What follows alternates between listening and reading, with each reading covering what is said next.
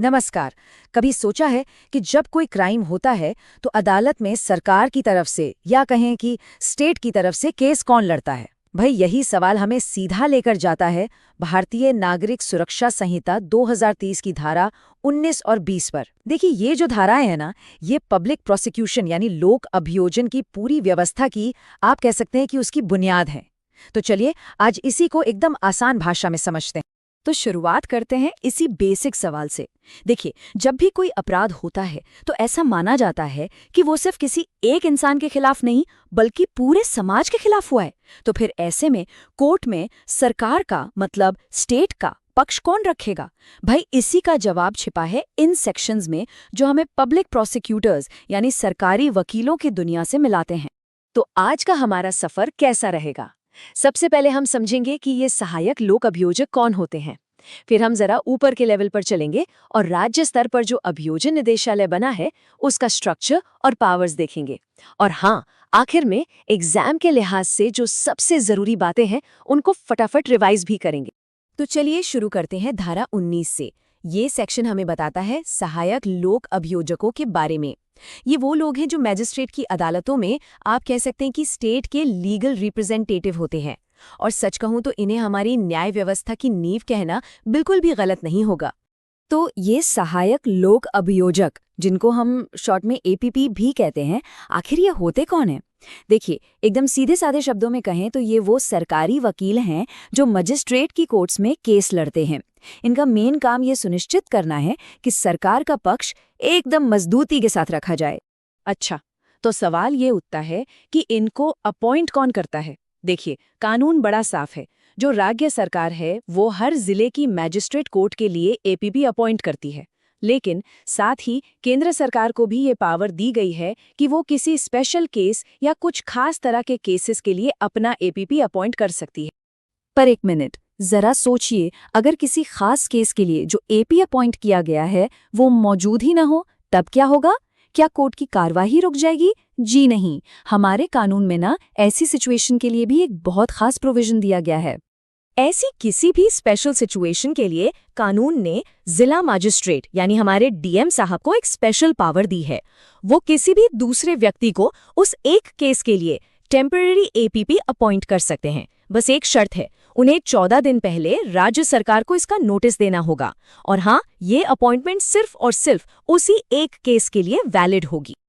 अब एक बड़ा ही इंटरेस्टिंग सवाल आता है, क्या किसी पुलिस ऑफिसर को एपीपी बनाया जा सकता है? कानून यहाँ पर दो बहुत ही क्लियर शर्तें रखता है। किसी पुलिस ऑफिसर को एपीपी नहीं बनाया जा सकता अगर पहला, उसने उस केस की इन्वेस्टिगेशन में कोई भी हिस्सा लिया हो, और दूसरा, अगर वो इंस्पेक्टर रैंक से नीचे का ऑफिसर हो। और इसके पीछे वजह भी बड़ी साफ है, ताकि इन्वेस्टिगेशन और प्रोसिक्यूशन दोनों अलग अलग रहें और पूरा प्रोसेस फेयर हो। चलिए, ये तो हुई धारा 19 की बात। अब चलते हैं धारा 20 पर और देखते हैं कि ये सेक्शन स्टेट और डिस्ट्रिक्ट लेवल पर प्रोसिक्यूशन के लिए कैसे एक बड़ा ऑर्गेनाइजेशनल स्ट्रक्चर खड़ा करता है। ये काफ़ी नई और कह सकते हैं कि सिस्टमेटाइज्ड स्ट्रक्चर है।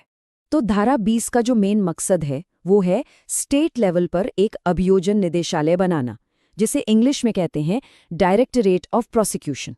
अब इस निदेशालय का मतलब इस डायरेक्टरेट का मेन काम क्या है? इसका काम है पूरे राज्य में प्रोसिक्यूशन के काम को सुपरवाइज करना, उसकी देखरेख करना, ताकि सब कुछ एक सिस्टम से चले। अच्छा, इस डायरेक्टरेट के अंदर एक बहुत ही क्लियर हायरार्की या जिसे हम चेन ऑफ कमांड कहते हैं वो बनाई गई है। सबसे टॉप पर होते हैं डायरेक्टर ऑफ प्रोसिक्यूशन, उनके नीचे डेप्यूटी डायरेक्टर, फिर आते हैं असिस्टेंट डायरेक्टर और फिर आखिर में आते हैं सारे पब्लिक प्रोसिक्यूटर्स और असिस्टेंट पब्लिक प्रोसिक्यूटर्स। ये जो पूरा ढांचा है ना, ये पक्का करता है कि काम एकदम ऑर्गेनाइज्ड तरीके से हो। तो फिर इन बड़ी बड़ी पोस्ट पर बैठ कौन सकता है? इसके लिए भी कानून में क्वालिफिकेशन बताई गई हैं।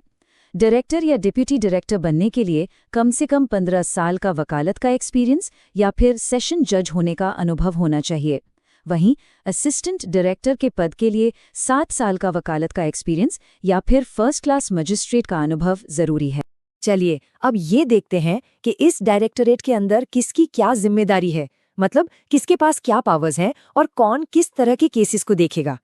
और यहाँ ना काम का बंटवारा बहुत ही लॉजिकल तरीके से किया गया है। जो सबसे सीरियस मामले होते हैं, मतलब जिनमें 10 साल से ज्यादा उम्र कैद या फिर मौत की सजा हो सकती है, उन केसेस को डायरेक्टर खुद मॉनिटर करते हैं। जो मामले 7 से 10 साल की सजा वाले होते हैं, उन्हें देखते हैं डिप्टी डायरेक्टर।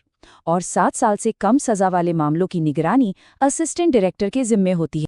यहाँ एक बहुत ही जरूरी एक्सेप्शन यानी एक अपवाद भी है। ये सारे नियम स्टेट के महाधिवक्ता मतलब एडवोकेट जनरल पर लागू नहीं होते जब वो एक पब्लिक प्रोसिक्यूटर की तरह काम कर रहे हों। ये एक बहुत ही खास पॉइंट है, तो इसे याद रखना जरूरी है। चलिए, हमने दोनों सेक्शंस को समझ लिया।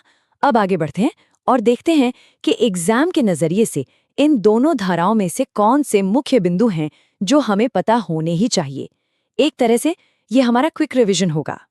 तो धारा 19 से जो की पॉइंट्स याद रखने हैं वो हैं, पहला, एपीपी की नियुक्ति स्टेट और सेंट्रल गवर्नमेंट दोनों कर सकती हैं। दूसरा, स्पेशल सिचुएशन में डीएम टेम्पररी अपॉइंटमेंट कर सकते हैं। और तीसरा, किसी पुलिस ऑफिसर को एपीपी बनाने पर 2 क्लियर शर्तें हैं। अब आते हैं धारा 20 के मुख्य बिंदुओं पर। पहली बात, अभियोजन निदेशालय का एक 3 टियर स्ट्रक्चर है, डायरेक्टर, डिप्टी डायरेक्टर और असिस्टेंट डायरेक्टर। दूसरी बात, डायरेक्टर या डिप्टी डायरेक्टर के लिए 15 साल और असिस्टेंट डायरेक्टर के लिए 7 साल का अनुभव चाहिए। तीसरी, काम का बंटवारा सजा कितनी है उसके आधार पर होता है। और चौथी, और ये बहुत जरूरी है, कि ये पूरा निदेशालय स्टेट के होम डिपार्टमेंट के एडमिनिस्ट्रेटिव कंट्रोल में काम करता है।